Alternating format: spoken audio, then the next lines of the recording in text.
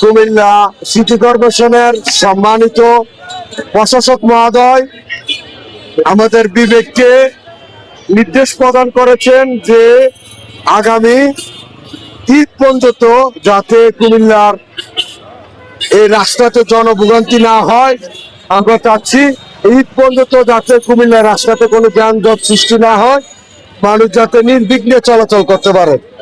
আমরা বিবেকের প্রতিষ্ঠাতা চেয়ারম্যান বর্তমান কুমিল্লা সিটি কর্পোরেশনের নবনিযুক্ত প্রশাসক জনাব ইউসুফ মোল্লা টিপুর নির্দেশে আমরা ৫-৬টা স্পটে আমার যানজটের জন্য আমাদের নেতা কর্মীরা কাজ করে।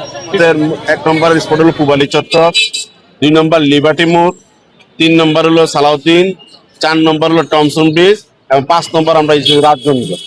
তো আমাদের যিনি হচ্ছে নবনিযুক্ত যিনি হচ্ছে প্রশাসক জনাব ইউসুফ মোল্লা টিপু, উনি কিন্তু হচ্ছে আপনার আমাদের যে ট্রাফিক জ্যাম এটা নিয়ে গভীরভাবে একটা পর্যবেক্ষণ করে হচ্ছে ঈদের পরে একটা মানে সুদূর প্রসারী একটা প্ল্যান ওনার আছে।